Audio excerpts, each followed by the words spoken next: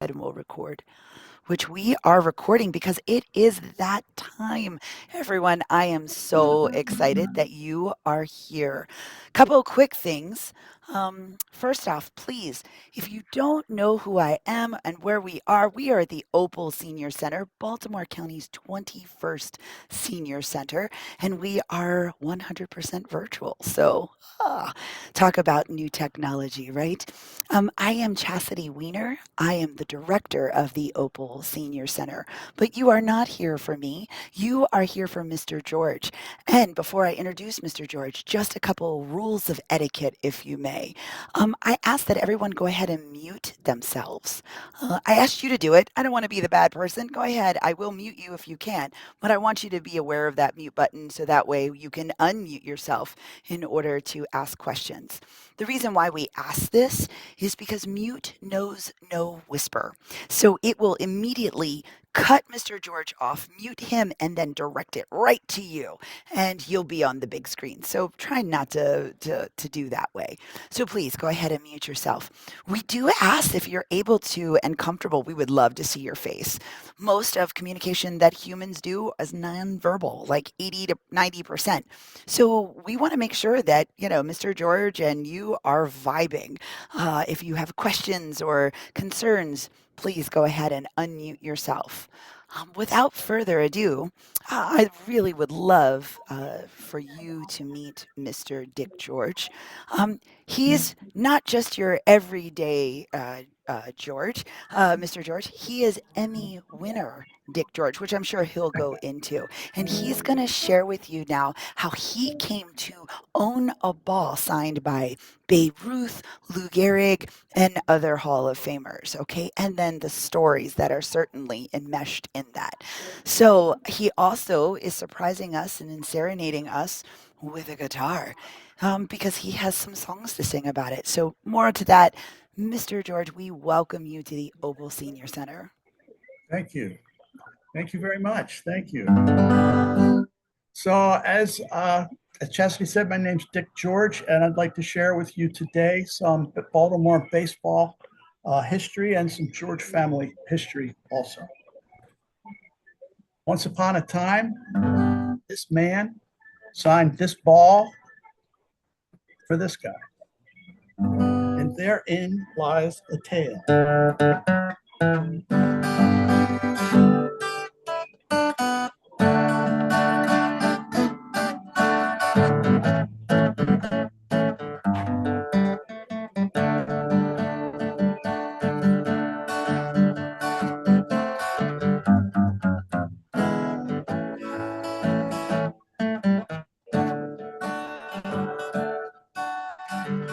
Born on mean streets on the southern side of town. They put him in reform school, but he never came.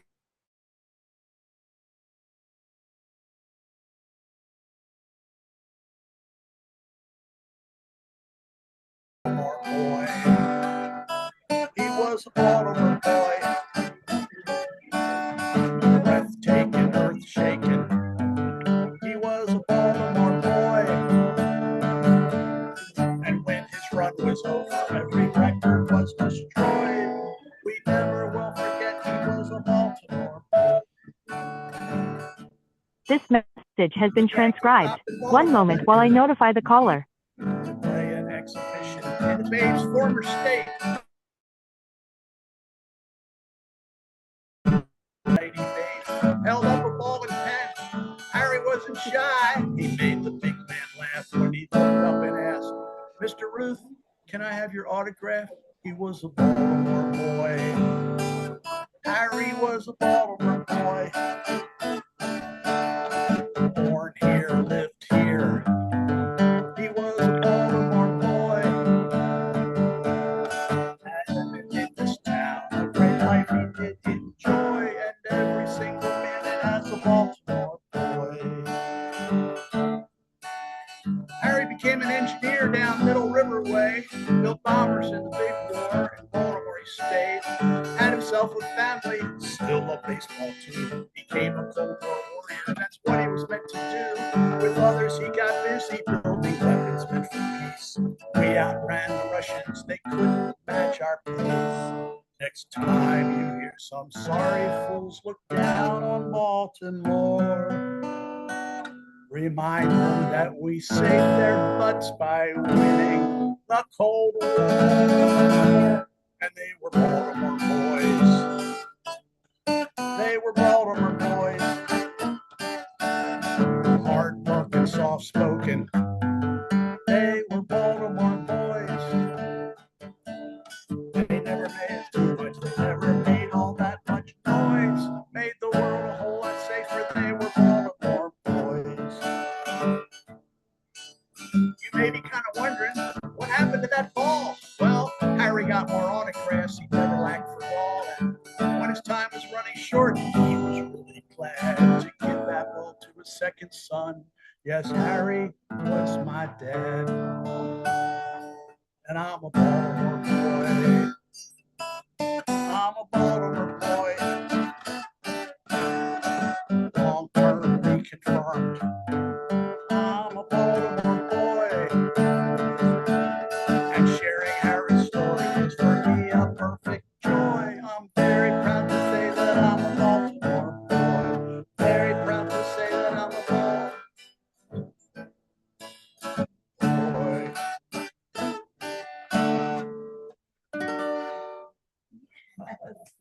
Okay, I'm a Baltimore boy.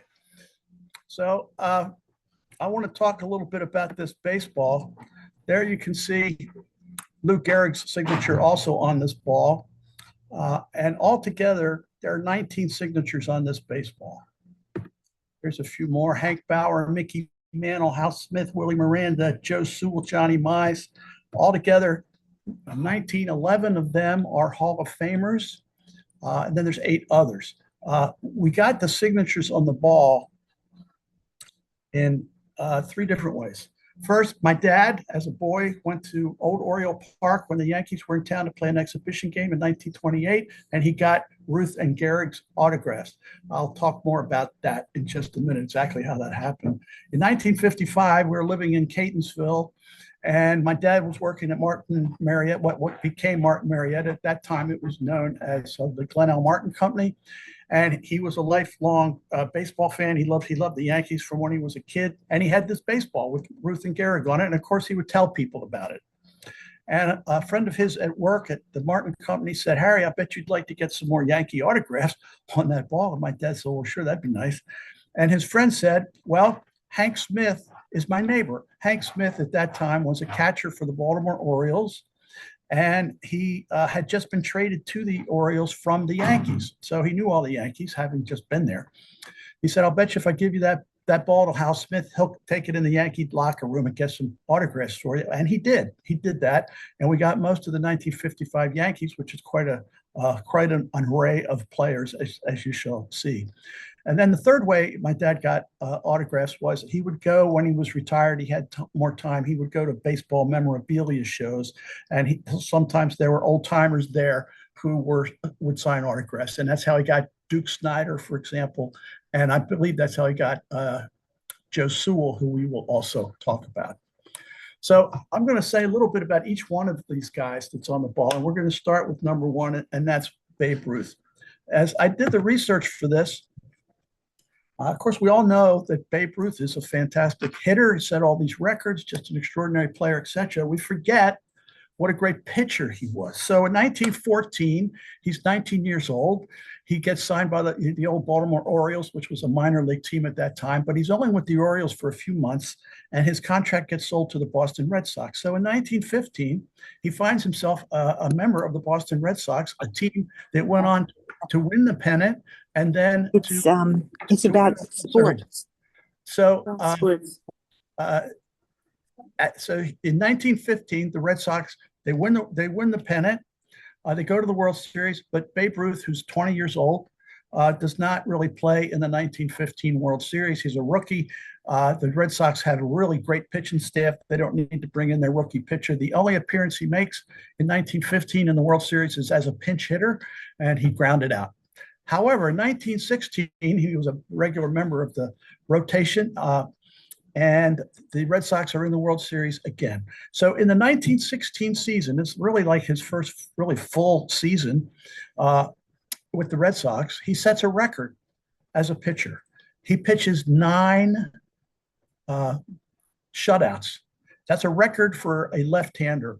That's in 1916. That's a record that stands until 1978 when it gets broken by Ron Gehrig, who was also a Yankee pitcher. So it's a record that stood for a long time. He's basically just starting out in the major leagues. He sets a record. So in the 1916 World Series, he starts game 2.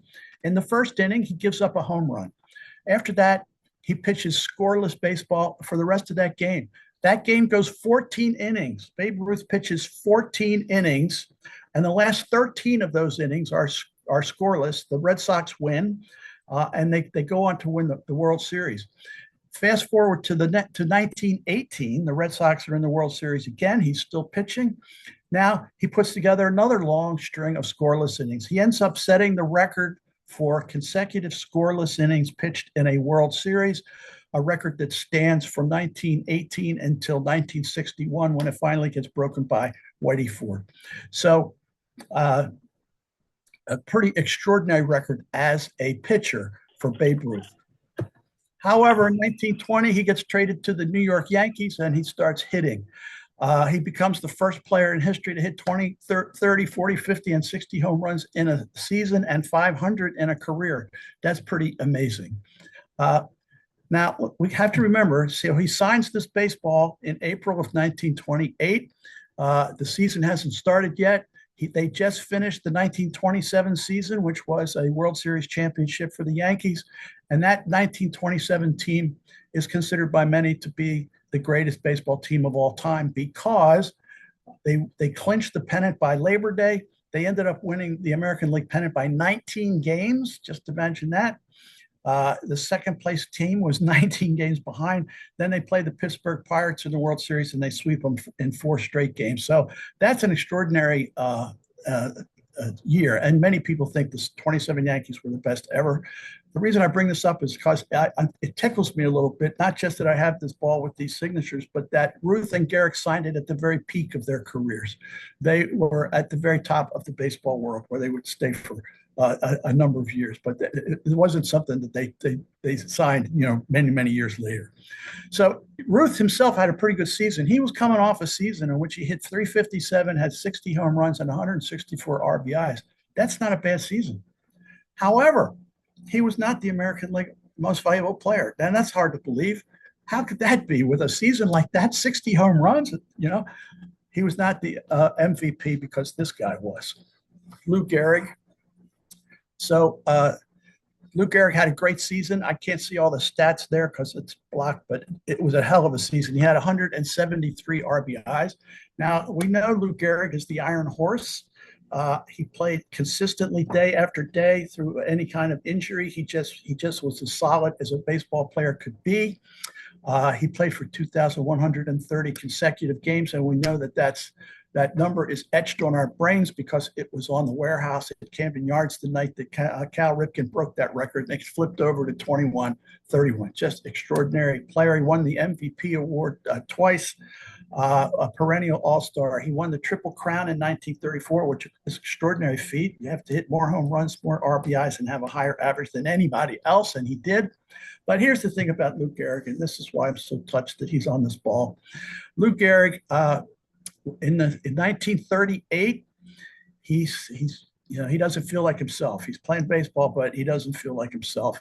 In 1939, he comes out and he's spring training, and he just can't seem to do the things he always wanted to do. He gets diagnosed with ALS, a very, very terrible diagnosis, and so it becomes apparent that Lou Gehrig's playing days are over. And the Yankees want to pay tribute to him. And so that on a Sunday, they have a doubleheader. And between those 2 games, they do a special tribute to Lou Gehrig. And Lou Gehrig goes out there and gives a speech, I think, one of the most extraordinary speeches that's ever been given. It's referred to as the luckiest man alive speech. If you ever have a chance, maybe you've seen it, it's on YouTube. You can look it up. Extraordinary speech. A man who knew his days were short. He showed himself to be a man of extraordinary grace and humility and character. And I'm just tickled that Lou Gehrig is on the ball. Joe Sewell. Okay, Joe Sewell is like the greatest baseball player that you've never heard of. Okay, so Joe Sewell, here's how he came to the major leagues. It's a unique story. Okay, in 1920, Carl Mays, who was a pitcher for the Yankees, he beaned a player named Ray Chapman, hit him in the head, knocked him out. Ray Chapman's taken to the hospital. He dies 12 days later. It's the only fatality in the history of baseball.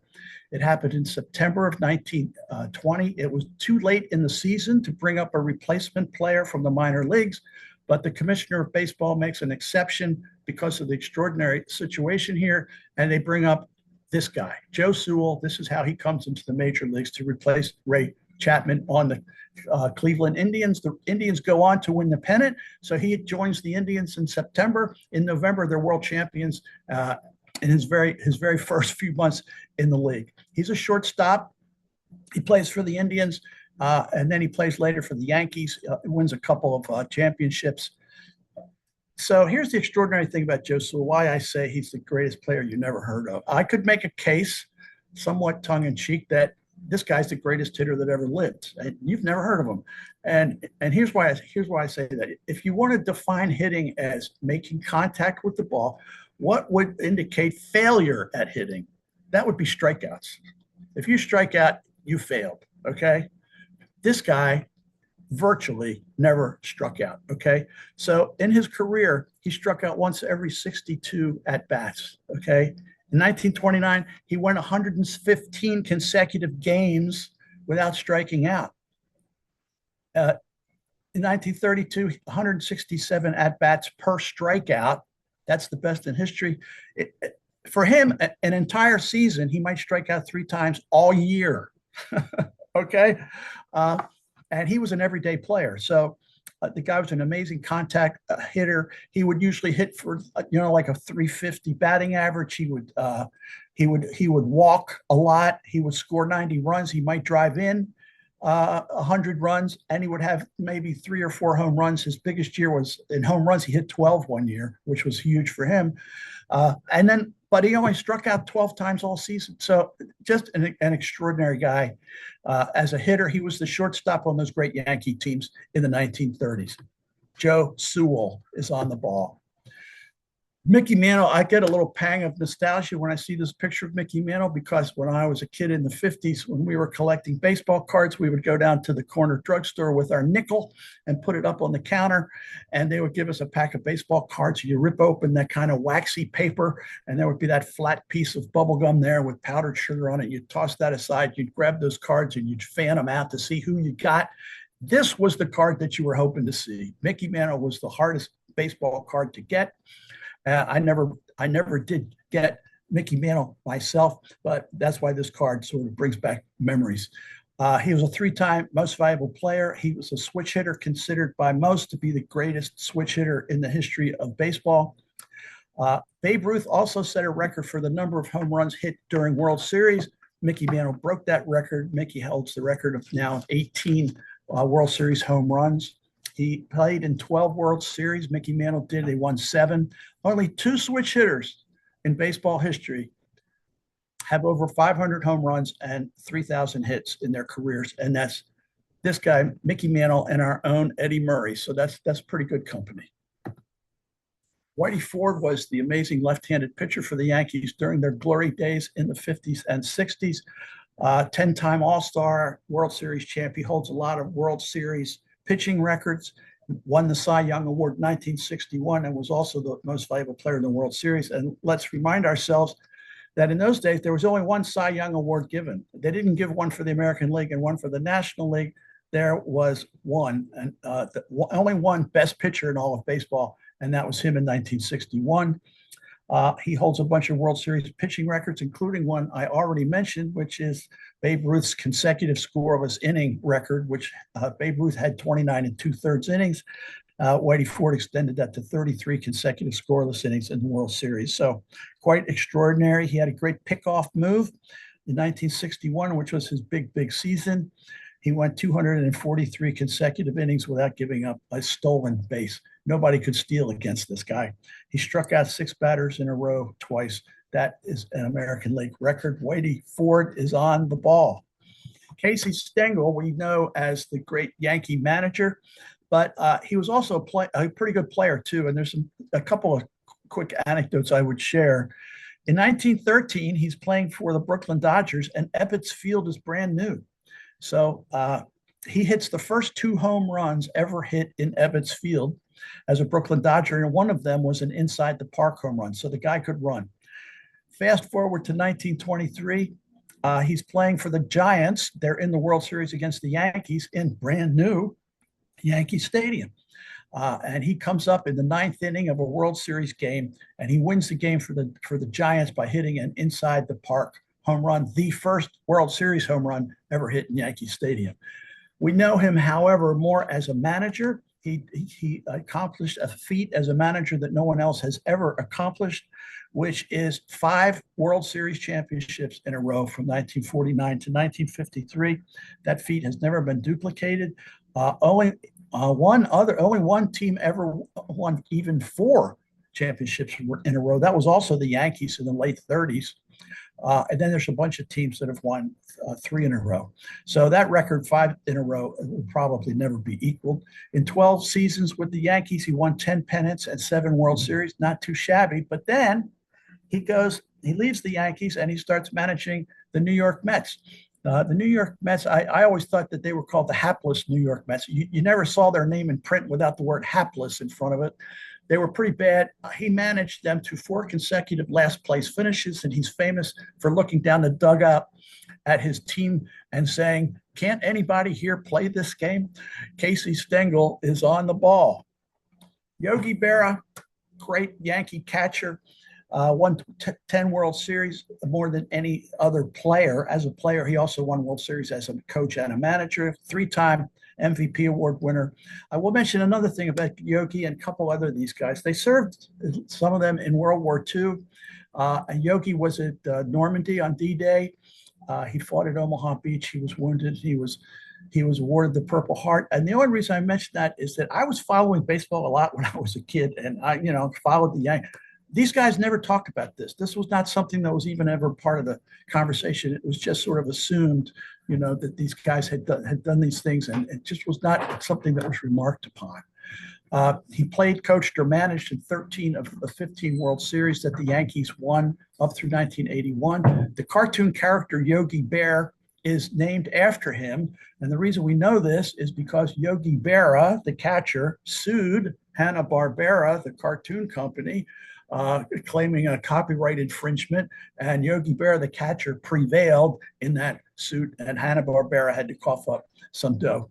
Now, the other great thing about Yogi Berra, I would say, this is a guess, I haven't done the research, but if you were to go to Bartlett's Book of Quotations, there would be more Yogi Berra quotes in there than any other Major League Baseball player. That's partly because when he was a kid, he grew up in St. Louis, and one of his best friends in his neighborhood was a guy named Joe Garagiola, who then went on to become a pretty good Major League catcher himself, and then a broadcaster. And as a broadcaster, Joe Garagiola had a regular radio show. He was on the radio and television all the time, and he loved to tell Yogi stories. So when Yogi said something strange, Joe would repeat it on his radio show, and that's how these quotes became famous. And I'll just share a few of my favorites, Yogi-isms. It ain't over till it's over.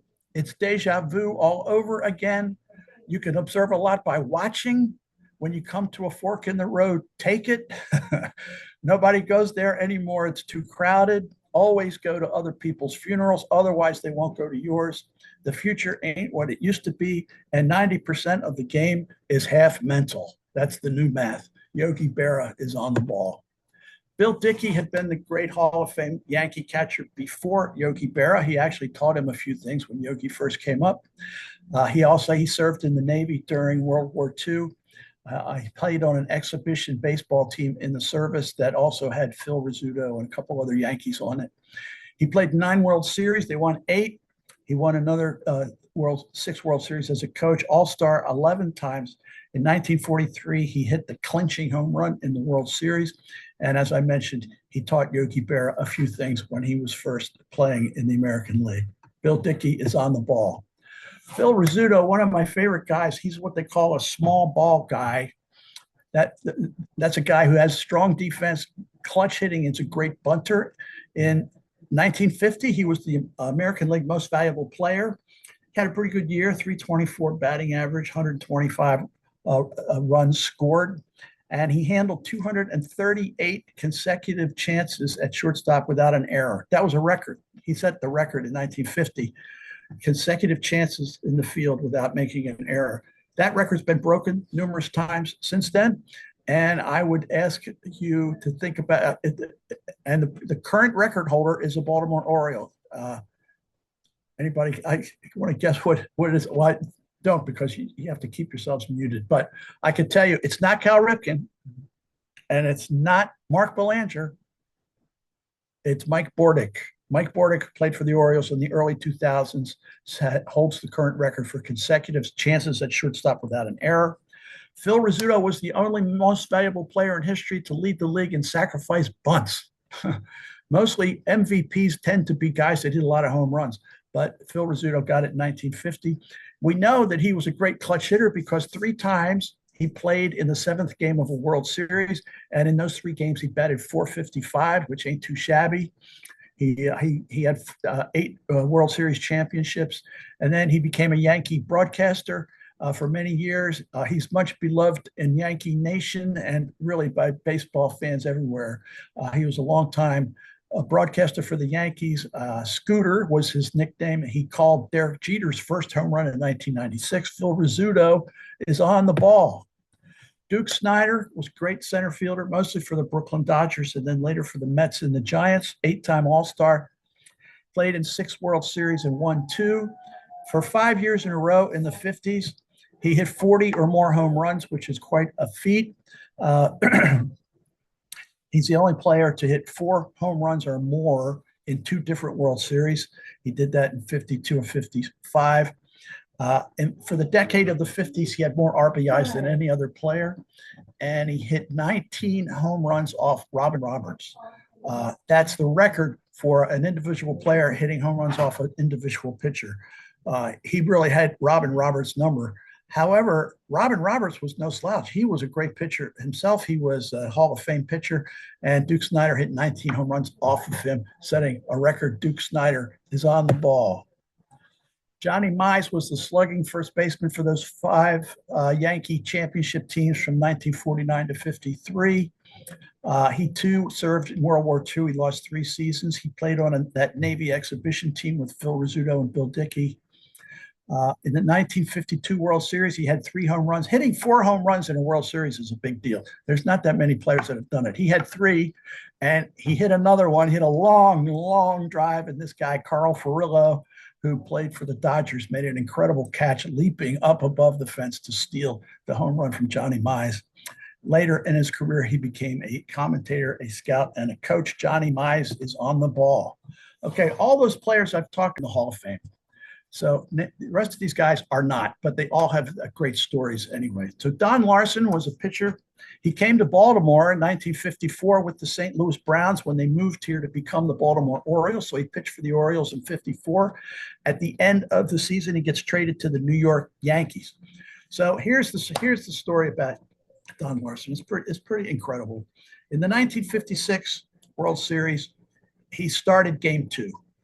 He got shelled, basically. Before he even threw his first pitch, the Yankees had a 6-run lead. They were winning 6-0. When he walked to the mound, he blew that lead. He only pitched for less than 2 innings. He walked 4 people. The Yankees end up losing the game. So he really got shelled. It was not a good outing, okay? So Casey Stengel says, you're going out to pitch game 5. He goes, okay, boss. So see if you can do a little better. So he goes out for game 5, and he does something that has never been done before or since by any individual pitcher in baseball history, and that is he throws a perfect game in the World Series. And so let's remind ourselves what that is. A perfect game. He faces 27 batters. He retires every single one of them. He doesn't walk anybody. That's a perfect game. He does it in the World Series on the biggest stage of all. He becomes the most valuable player in that World Series. He was so good that day. Just remember, a few days earlier, he walked 4 guys in less than 2 innings. In this game, he didn't walk anybody, and only one Dodger was even able to get a 3-ball count. That's how sharp he was that day. So also, what I love about Larson is that he was also, for a pitcher, He was a good hitter. In those days, pitchers had to bat. There was no designated hitter rule, and he batted 242 was his lifetime average, which is pretty respectable. He had 14 home runs, including one grand slam. Casey Stengel often used Don Larson as a pinch hitter. Don Larson is on the ball. Hank Bauer was a slugging outfielder for the Yankees from 48 to 59, and then he went to the Athletics. He holds a World Series record, which is the longest hitting streak in the history of the World Series. 17 games. He hit in 17 consecutive games in the World Series. Now, Hank Bauer's one of the guys that served in World War II, and he saw some pretty desperate, difficult action. He fought at Guadalcanal, Okinawa, and Guam. He was wounded twice. In Okinawa, this just knocks me out, this statistic. In Okinawa, he was the sergeant of a platoon of 64 Marines. Only 6 of them survived. Only 6 out of 64 survived. He himself was wounded twice. In fact, he was pretty sure there for a while he'd never play baseball again. He was wounded in the thigh and in the back, but obviously he managed to overcome his